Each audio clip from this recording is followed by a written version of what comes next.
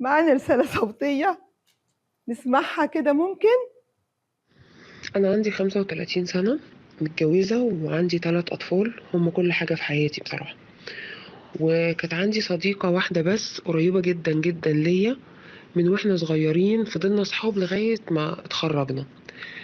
كانت قريبة جدا ليا لدرجة ان انا كان عندي أوضة نوم مخصوص ليها، كنت حاطة لها كرسي على السفرة بتاعها هي بس. ائتمنتها على كل حاجة وعلى أسراري وفتحت لها بيتي. وبعدين هي ما كانتش متجوزة وكبرت في السن وعنست يعني بمعنى أصح. وبعدين اتفاجئت إن هي لفت على جوزي وكانت بتستغل عدم وجودي في البيت وتشغله وتحكي معاه لغاية ما بقى في علاقة بينهم. ولما واجهت جوزي بالكلام ده مشي معاها وساب لي البيت وسابني أنا والولاد. ودلوقتي الولاد هيتجننوا ومش عارفين يعيشوا من غير أبوهم. وأنا بقول إنه أنا جوزي دوت ضحية استهتاري، مش عارفة أرجعه إزاي.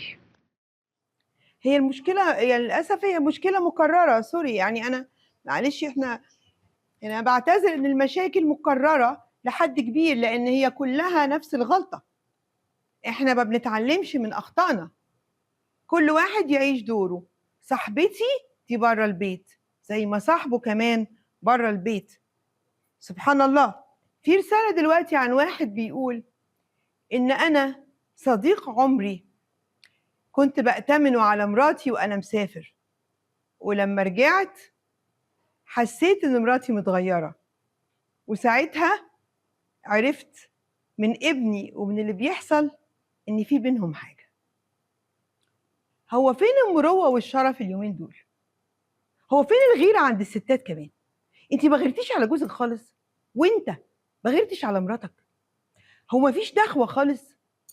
انا قاعدة مع جوزي وبحبه، يعني ايه قاعد يجامل في دي ويهق مع دي ويمق مع دي وانا زي الفل كده؟ ايه الكلام ده؟ ويعني ايه تبقى راجل قد الدنيا ومسافر وتخلي جوزك يعدي على مراتك قلبي يطمن عليها؟ ما تطمن عليها انت بمكالمة تليفون. يعني ايه يطمن عليها؟ ملهاش اهل يطمنوا عليها؟ انت ما عندكش تليفون تطمن عليها؟ وفي الاخر نرجع نلوم الغير. لوموا نفسكم. خطفت الرجاله بنحط لها الرجاله في الطبق وهي بس بتنقي منهم، وخطاف الستات احنا بنزقه عليهم.